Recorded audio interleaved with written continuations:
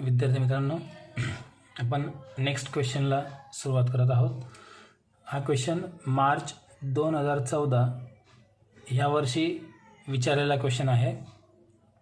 तर आपण question start करू.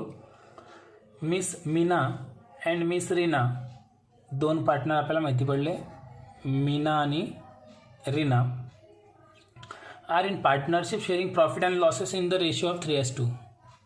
आपल्याला त्या पार्टनरचा रेशो पण माहिती पडला 3:2.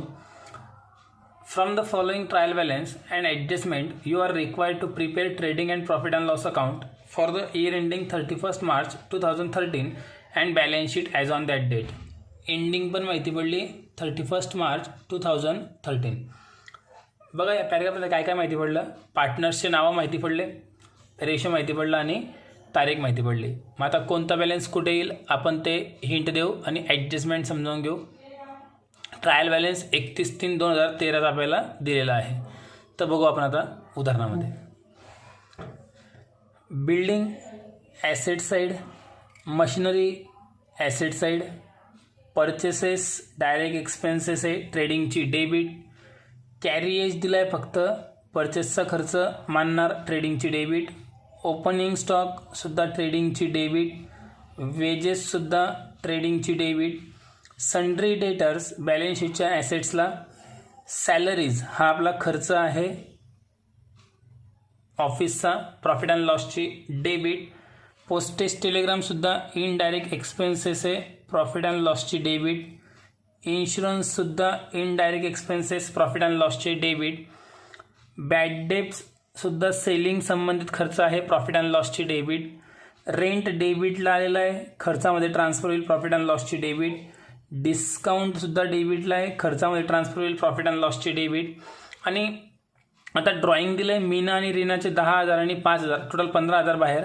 ड्रॉइंगमुळे पार्टनर्सचा कॅपिटलचा बॅलन्स कमी झाला पाहिजे आणि पार्टनर्सचा कॅपिटलचा बॅलन्स जर कमी होत असेल तर आपण त्याची नोंद करत असतो कॅपिटल अकाउंट्सच्या डेबिट साईडला. म्हणजे मीना आणि रीनाचे दोघी बॅलन्स कॅपिटल्सच्या डेबिट साईडला आपण ट्रान्सफर करू. नवीन बॅलन्सेस काहीच नाहीत, इथपर्यंत रेग्युलर आहे. क्रेडिट साईडला चेक करू. आता क्रेडिटला बघा कॅपिटल अकाउंट्सचा बॅलन्स दिला आहे मीनाचा 3 लाख आणि रीनाचा 2 लाख. कॅपिटलचा बॅलन्स क्रेडिटला आहे म्हणून कॅपिटलच्या क्रेडिटला घेऊ.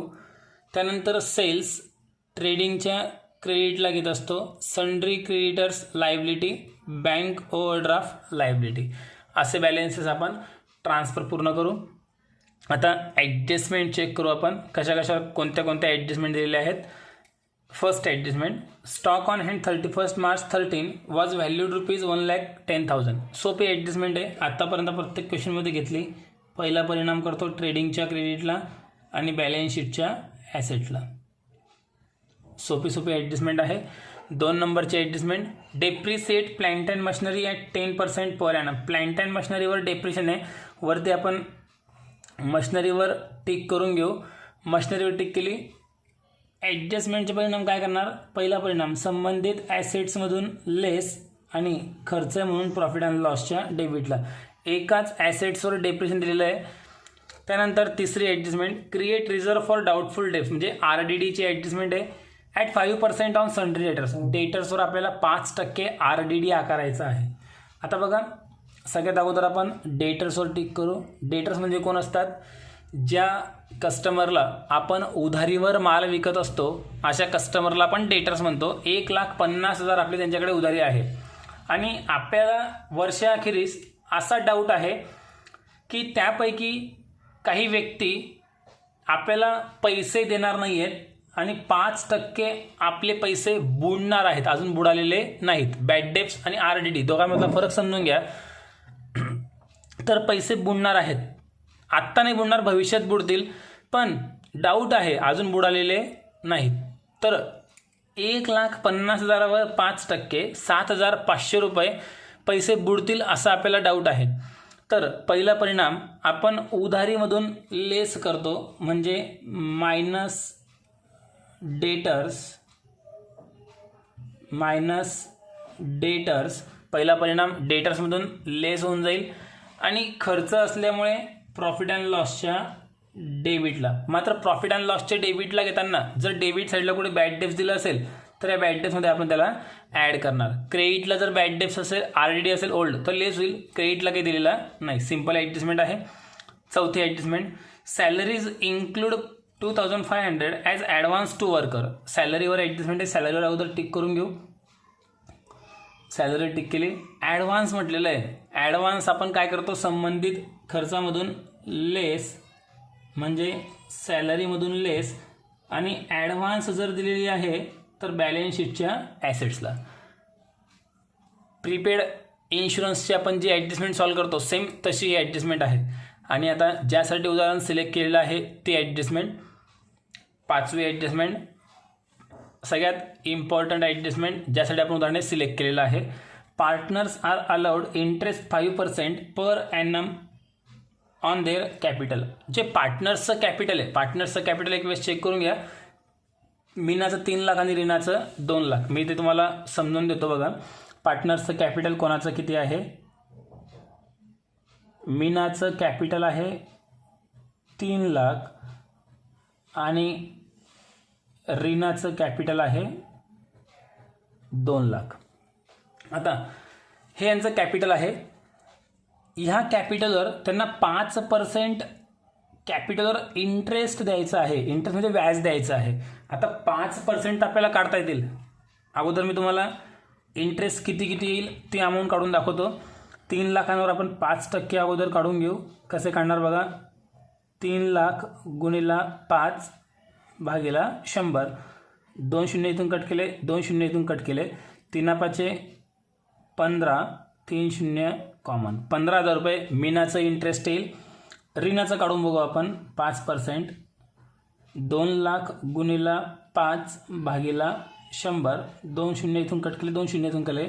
2000 गुणिला 5 जर केले तर 10,000 रुपये. म्हणजे एवढं फायनल आहे की मीनाचं इंटरेस्ट 15,000 आहे आणि रीनाचं 10,000 आहे. इतकं समजलं असेल. आता परिणाम काय करणार, सगळ्यात अगोदर लक्षात घ्या. हे काय आहे, पार्टनरने जे व्यवसायामध्ये 3 लाख आणि 2 लाख रुपये लावलेले आहेत, त्यांचे पैसे व्यवसायामध्ये गुंतवलेले आहेत, त्याबद्दल त्यांना बिझनेसमधून त्यावर व्याज मिळणार आहे. कोणाला? पार्टनरला. संस्थेला नाही. संस्था पार्टनरला व्याज देईल. तर आपण अकाउंटिंग कोणाचं करतो? तर संस्थेचं करतो. तर संस्थेचा खर्च असेल की फायदा असेल? नक्कीच संस्था जर व्याज देईल तर संस्थेचा तो खर्च आहे आणि पार्टनर्सचा तो फायदा आहे. पार्टनर्सचं कॅपिटल वाढेल की कमी होईल? तर नक्कीच त्यांचं जे 3 लाख आणि 2 लाख कॅपिटल आहे तर 15,000 आणि 10,000ने यांचं कॅपिटल वाढेल.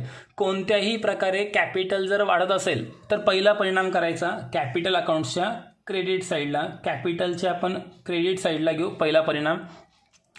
आणि दुसरा परिणाम, यांना संस्था व्याज देईल तर संस्थेचा खर्च असल्यामुळे प्रॉफिट अँड लॉसच्या डेबिटला ट्रान्सफर करणार. एकदम सिम्पल ॲडजस्टमेंट आहे. इम्पॉर्टंट ॲडजस्टमेंट आहे. 2 मार्कांची ॲडजस्टमेंट ही आहे. ॲडजस्टमेंट व्यवस्थित समजून घ्या. परिणाम काय करणार, कॅपिटलच्या क्रेडिटला आणि प्रॉफिट अँड लॉसच्या डेबिटला. कॅपिटलचं इंटरेस्ट जर असेल तर पूर्ण 12 महिन्यांचं द्यावं लागेल आणि जर ड्रॉइंगवरचं इंटरेस्ट असेल तर 6 महिन्यांचं कॅल्क्युलेट करावं लागेल. जेव्हा ड्रॉइंगचं इंटरेस्ट येईल तेव्हा आपण ते क्लिअर करू. इथपर्यंत क्लिअर झालं असेल आणि पूर्ण क्वेश्चन आपण समजून घेतला. आता आन्सर सॉल्व करण्याच्या आधी मी पुन्हा एक वेळेस ही ॲडजस्टमेंट समजून देतो. कॅपिटलवर इंटरेस्ट द्यायचं आहे. 3 लाख आणि 2 लाख कॅपिटल आहे. 5% दोघांवर काढले, 15,000 आणि 10,000 आले. परिणाम हेच काबर केले बघा आपण. तर याचा अर्थ काय होतोय, पार्टनर्सला इंटरेस्ट संस्था देईल तर संस्थेचा खर्च असल्यामुळे प्रॉफिट अँड लॉसची डेबिट आणि पार्टनर्सचं कॅपिटल वाढेल म्हणून पार्टनर्स कॅपिटल्सच्या क्रेडिटला. हे जे पार्टनर्स 3 लाख आणि 2 लाख रुपये संस्थेमध्ये लावत आहेत त्याबद्दल त्यांना व्याज मिळत आहे. जर समजा आपण कोणाला 3 लाख रुपये, समजा आपण आपल्या एखाद्या मित्राला व्याजापोटी 3 लाख रुपये जर दिले तर तो व्यक्ती आपल्याला एका वर्षाचं 15,000 रुपये व्याज देईल. तो आपला फायदा आहे. तसं पार्टनरचा फायदा आहे म्हणून कॅपिटलच्या क्रेडिटला. ॲडजस्टमेंट क्लिअर झाली असेल. आता आन्सर सुरू करण्याच्या अगोदर इथपर्यंत तुम्ही क्वेश्चन पूर्ण व्यवस्थित समजून घ्या. आता मी जेव्हा पुढचा आन्सर सॉल्व करेल तर अगोदर हे सगळे बॅलेन्सेस मी ट्रान्सफर करून घेईल. ॲडजस्टमेंटसाठी मी जागा सोडून देईल वेळ वाचविण्यासाठी. तर आपण आता आन्सर सुरू करू. विद्यार्थी मित्रांनो, आपण आता आन्सर सॉल्व करत आहोत. एक एक बॅलेन्सेसचे आपण अमाऊंट ट्रान्सफर करू. सगळ्यात पहिले आहे बिल्डिंग 4 लाख रुपये. यावर ॲडजस्टमेंट काहीच नसल्यामुळे अमाऊंट आपण डायरेक्ट आउटर कॉलममध्ये घेऊ 4 लाख रुपये. मशिनरी 1,20,000 ॲडजस्टमेंट असल्यामुळे आपण इनर कॉलममध्ये घेऊ 1,20,000. परचेसेस 6,50,000 ट्रेडिंगच्या डेबिटला. आता कोणता बॅलन्स कुठे येतो हे आपल्याला चांगल्या प्रकारे कळतं आहे. बॅलन्सेस फास्ट ट्रान्सफर करू, हिंट पण दिलेली आहे. कॅरिएज 7,500 रुपये ट्रेडिंगच्याच डेबिटला. अमाऊंट 7,000 रुपये आहे. 7,000. यानंतर पुढचा बॅलन्स ओपनिंग स्टॉक 90,000, याच्यावर ॲडजस्टमेंट नसते. त्यानंतर वेजेस 35,000 रुपये ट्रेडिंगच्याच डेबिटला. 35,000 रुपये. यानंतर सन्ड्री डेटर्स 1,50,000, याच्यावर ॲडजस्टमेंट आहे, इनर कॉलममध्ये घेऊ 1,50,000. डेटर्स नंतर पुढचा बॅलन्स आहे सॅलरीज 28,000, ॲडजस्टमेंट आहे, इनर कॉलममध्ये घेऊ 28,000. यानंतर पोस्टेज अँड टेलिग्राम 4,000, ॲडजस्टमेंट नाही म्हणून अमाऊंट आउटर कॉलममध्ये ट्रान्सफर करू. पुढचा बॅलन्स आहे इन्शुरन्स 5,000 रुपये, तो पण एक्सपेन्सेस आहे प्रॉफिट अँड लॉसच्या डेबिटला. बॅड डेप्स 3,000, ॲडजस्टमेंट आहे, इनर कॉलममध्ये घेऊ 3,000. यानंतर रेंट 4,000. यानंतर डिस्काउंट मीनाचे 10,000 आणि रीनाचे 5,000. इथे घेतले 10,000 आणि 5,000. डेबिटसाठी सर्व बॅलन्सेस संपले. कॅपिटलचा बॅलन्स घेऊ मीनाचे 3 लाख आणि रीनाचे 2 लाख. कॅपिटलच्या क्रेडिटला 3 लाख आणि 2 लाख रुपये. यानंतर सेल्स 8,14,000 रुपये, ॲडजस्टमेंट काहीच नाही, अमाऊंट डायरेक्ट बाहेर घेऊ. यानंतर पुढे आहे सन्ड्री क्रेडिटर्स 1,80,000, ॲडजस्टमेंट काहीच नाही, अमाऊंट लायबिलिटीमध्ये डायरेक्ट बाहेर येईल. आणि बँक ओव्हरड्राफ्ट 20,000 रुपये. आणि इथपर्यंत आपले सगळे बॅलन्सेस ट्रान्सफर करून झाले. ॲडजस्टमेंट बघू. पहिली ॲडजस्टमेंट क्लोजिंग स्टॉकची आहे 1,10,000 रुपये, सिम्पल ॲडजस्टमेंट आहे ट्रेडिंगच्या क्रेडिटला. आणि ॲसेट साईडला घेऊ क्लोजिंग स्टॉक 1,10,000 रुपये, सिम्पल ॲडजस्टमेंट आहे, ट्रान्सफर करून घेतली. डेप्रिसिएशनची पण ॲडजस्टमेंट सोपी आहे.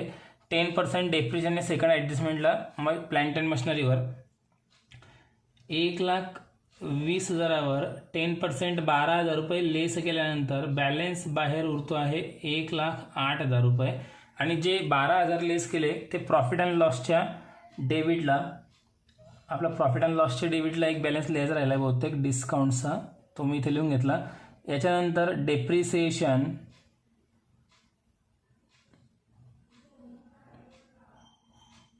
आन्सर सॉल्व करताना हे बघताना तुमच्याकडे क्वेश्चन समोर असला पाहिजे. Depreciation on plant and machinery amount आहे 12,000 रुपये. त्यानंतर तिसरी adjustment create reserve for doubtful debt 5% on debtors. डेटर्सवर 5% RDD करायचा आहे. 1,50,000वर 5% 7,500 रुपये. अमाऊंट लेस करून बाहेर घेऊ 1,42,500. आणि जी अमाऊंट आपण लेस केली हा न्यू RDD असतो. ॲडजस्टमेंटचा RDD न्यू RDD. जो न्यू RDD आहे तो प्रॉफिट अँड लॉसच्या डेबिटला घेऊ 7,500. बॅड डेप्समध्ये ॲड केला. मागचा ओल्ड RDD क्रेडिटला काहीच दिलेलं नसल्यामुळे ही ॲडजस्टमेंट सोपी होऊन गेली. अमाऊंट बाहेर. पुढे चौथी adjustment salaries include 2,500 as advance to worker. सॅलरीमध्ये आपण ॲडव्हान्सची अमाऊंट आहे 2,500 रुपये. सर्व हिंट मी अगोदर देऊन ठेवलेली आहे. सॅलरीमधून लेस होऊन जाईल, बॅलन्स उरेल 25,500. आणि ॲडव्हान्स दिल्यामुळे अमाऊंट ट्रान्सफर होऊन जाईल ॲसेट साईडला. इथे नाव दिलं सॅलरी ॲडव्हान्स 2,500 रुपये किंवा ॲडव्हान्स सॅलरी म्हणा 2,500 रुपये. आता एक महत्त्वाची पाचवी ॲडजस्टमेंट मी तुम्हाला समजावून दिल्याप्रमाणे सर्व ॲडजस्टमेंट मी पूर्ण समजावून दिलेली होती. तुम्ही पुन्हा एक वेळा चेक करा. सी ॲडजस्टमेंट मी सगळ्यात अगोदर समजावून दिलेली होती. पाचवी ॲडजस्टमेंट पार्टनर्स कॅपिटलवर 5% इंटरेस्ट द्यायचा आहे. बघा हे जे कॅपिटल आहे 3 लाख आणि 2 लाख याच्यावर इंटरेस्ट द्यायचा आहे. अगोदर परिणाम कुठे कुठे होतात ते आपण अगोदर क्लिअर करून घेऊ, नंतर मग आपण डिस्कस करू पुन्हा. पहिला परिणाम इथेच होतो. पार्टनर्स कॅपिटल्सच्या क्रेडिटला इथे नाव द्यायचं to interest on capital, interest on capital. आणि लगेच प्रॉफिट अँड लॉसच्या डेबिट साईडला तेच नाव टू इंटरेस्ट ऑन कॅपिटल. आता इथे लिहून झाल्यानंतर दोघं पार्टनर्सचे नावं येतील, मीना आणि रीना. दोघांना आपण इंटरेस्ट देणार आहोत. परिणाम लक्षात घ्या, एक प्रॉफिट अँड लॉसच्या डेबिटला आणि कॅपिटल्सच्या क्रेडिटला. परिणाम तुम्हाला सगळे मी समजावून दिलेले आहेत. आता अमाऊंट पण काढून दिलेली आहे. 5% इंटरेस्ट सांगितलं आहे.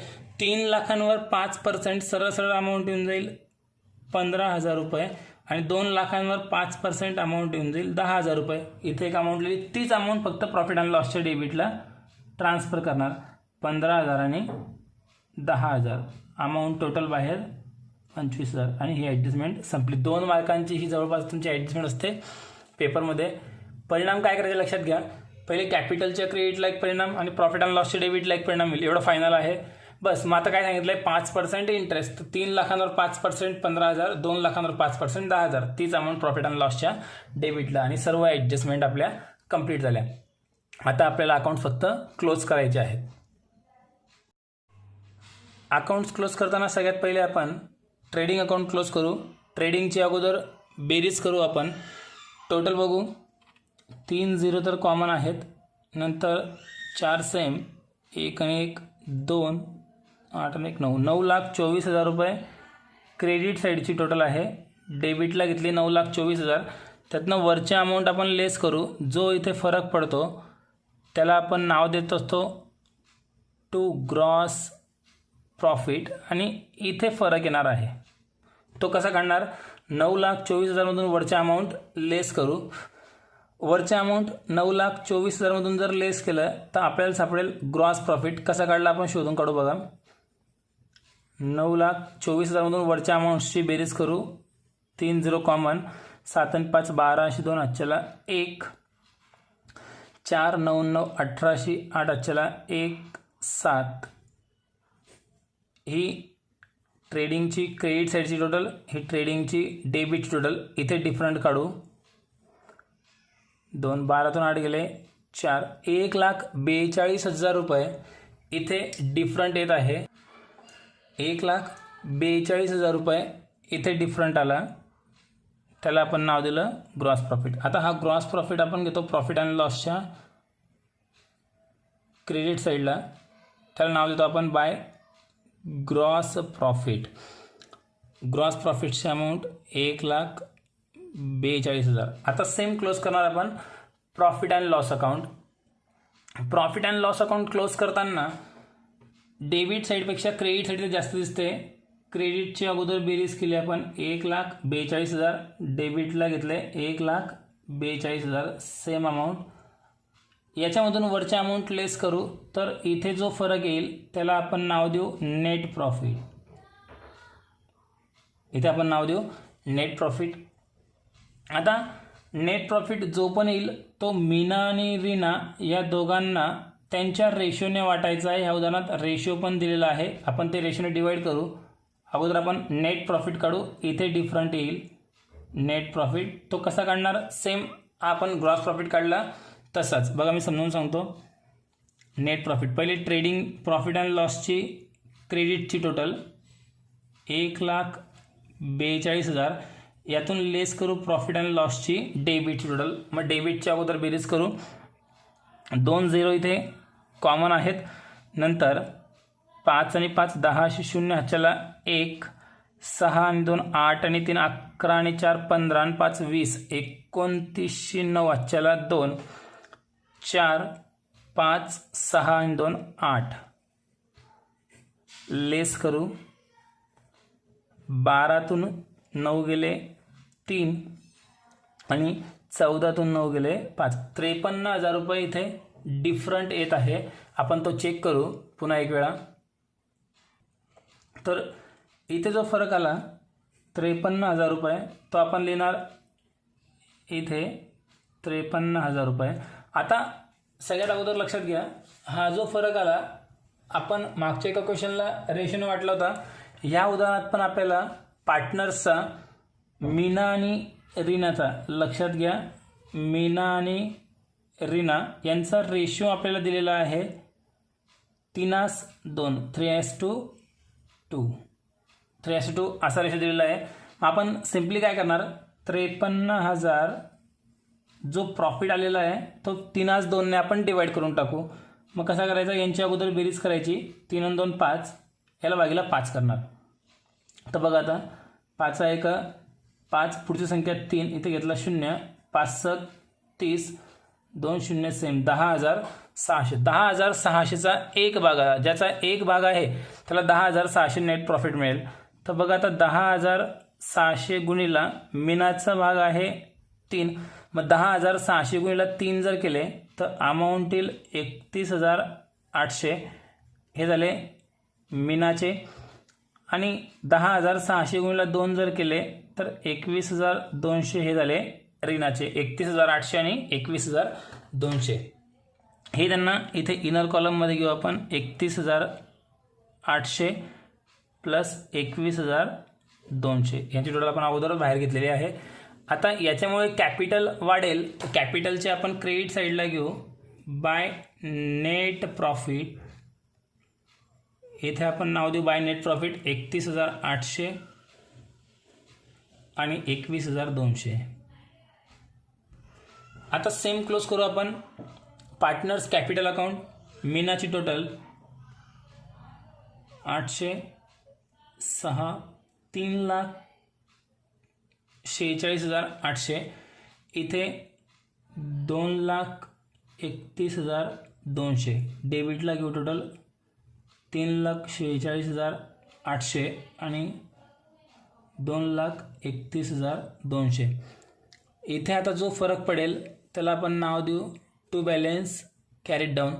3,46,800 मधून 10,000 लेस केले, 3,36,800. 2,31,200 मधून पण लेस करून टाकू, 2,26,200. 5,000 लेस केले. आता हा जो डिफरंट आला हा डिफरंट लायबिलिटीमध्ये ट्रान्सफर करायचा. कॅपिटल अकाउंट म्हणून 3,36,800 आणि 2,26,200 सिंपल. आता इथे आपण टोटल करणार. दोघांसाठी टोटल सारखी जर येत असेल तर आपला आन्सर बरोबर चेक करू आपण. 2 0 अगोदर कॉमन आहेत, 5 आणि 5 10शी 0 आजच्याला 1, 3 आणि 2 5, 5 आणि 8 13शी 3 1 कॅरी ऑन. त्यानंतर 1 आणि 1 2, 2 आणि 4 6, त्यानंतर 1 2 3 7, 7,63,000 रुपये ॲसेट्सची टोटल लायबिलिटीमध्ये चेक करू. 2 0 कॉमन, 8 आणि 2 10शी 0 आजच्याला 1, 7 आणि 6 13शी 3 आजच्याला पुन्हा 1, 10 11 आणि 5 16शी 6 आजच्याला 1, 1 आणि 1 2, 2 2 4 आणि 3 7. 7,63,000 रुपयांनी आपलं उदाहरण टॅली होते. पूर्ण क्वेश्चन संपेल.